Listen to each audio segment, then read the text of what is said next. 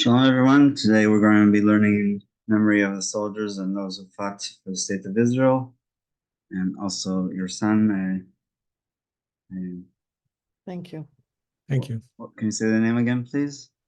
Faivel Chaim, Chaim Ben Aviva label. Aviv Avilevo, and Shema have an Aliyah. Thank you. So a lot of people know that I always say shalom, and yesterday I met a minister. I think he's Baptist, and I taught him the names of my daughter and son-in-law who are visiting here, and so he had a very quick Hebrew lesson. The reason I'm saying this is because most people in North America say hello or hi, and as Jews, I think it's important that we can be proud of the way that we greet people. So this paragraph is about what we do when we see somebody who's respected or even revered, and even more so, somebody who we fear for our life, like a Roman centurion, which we mentioned, by the way, last week. So, in order to prevent insult, the Chachamim, the sages, permitted saying shalom in the middle of Kriyat Shema and its brachot to a person of exceptional distinction. Therefore, one who is in the middle of reciting Birkot Kriyat Shema, or one of the paragraphs of the Shema, and sees a person whom he is commanded to revere, such as his father, his rabbi, or a prominent Torah leader of the generation, he may initiate a greeting to him. Now, I don't know about father, but about rabbi and Torah scholar or Torah leader, I think that today they will understand if you're not saying hello to them, because they realize that they are in the presence of somebody who's praying.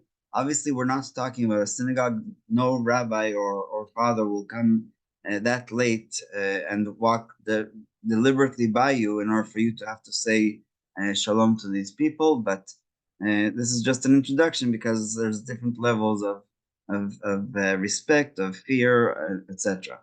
If he sees a respected person like a Talmid Chacham, a Torah scholar, a wealthy person who is not necessarily a Torah scholar, or a person of another status like the mayor or someone else, he may not initiate a greeting. However, if the distinguished person says hello to him, he may respond. And so I think that the best way to describe this is, since we said that you're allowed to say Shema on a plane, on a train, or any other kind, or on a bus, as long as you can concentrate a little bit, then this is actually more practical. If somebody comes onto the train and or goes into your compartment, and you realize that this is somebody that you can stand up or show other kind of respect, then if you are in the middle of these blessings or paragraphs, you are not allowed to initiate. You're just allowed to answer if he says, he or she says first hello. The second part is between passages, which we are more lenient.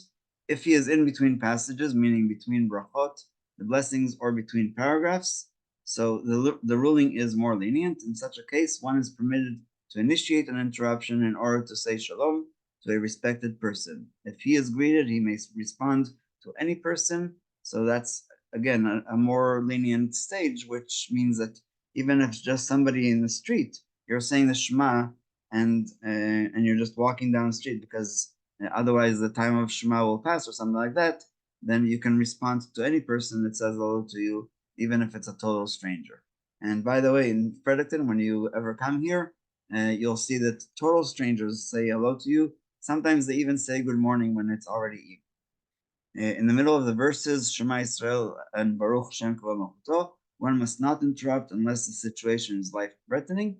And that basically leads us to the next stage, because like I said, if there's just like during the Amidah, which will be the next chapter, either tomorrow or the next day, during the Amidah, if there's a snake around your ankle or some other kind of danger, then of course you're allowed to interrupt. So that's why this is, just the next step.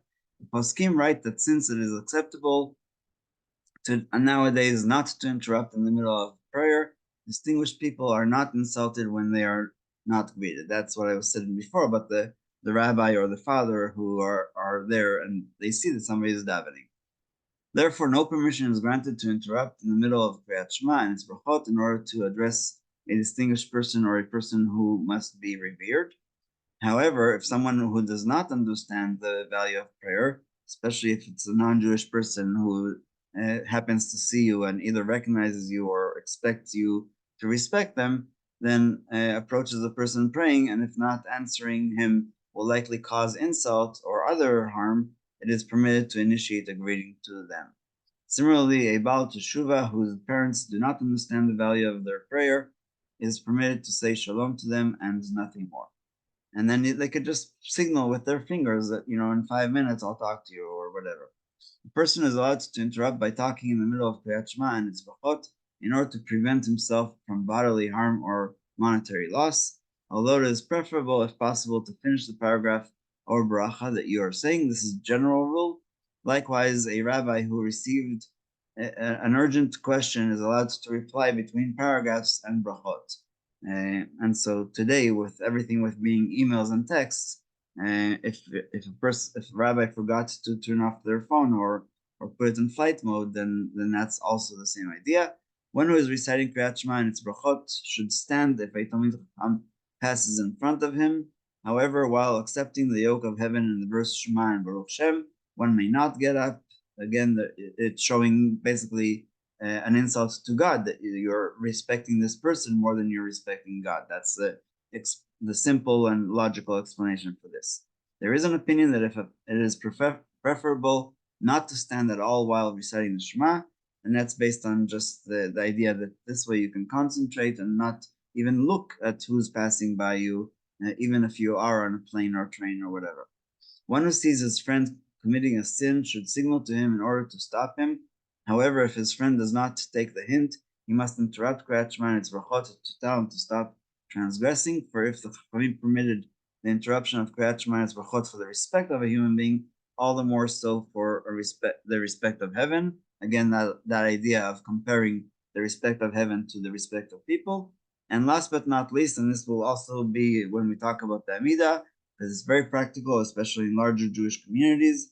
Whenever I go to Toronto, if I have the money that I want to give to the people who are collecting, I just put it on the talus bag next to me, and that way I can just hand it to them without talking or saying hello or anything like that. So that was just the introduction to this last paragraph. It is not appropriate to collect tzedakah in the middle of Birkot Kriyat Shema, so as not to disturb the kavanah of the people praying. Nevertheless, if an honest poor person requests zakah, one is permitted to comply. And again, it would have been much better if I asked him, what he's collecting for, or give him words of encouragement. If you're collecting for your daughter's wedding, may you find the right amount quickly and not have to go from shul to shul every single morning and every single afternoon, and all that. But of course, during the Shema and the rest of the prayer, it is not appropriate to have such a conversation. So if it's a regular, then it's much easier and simpler, like I said, to just put the coins next to you and to give them whatever you're able to. And we'll stop here. Questions, comments?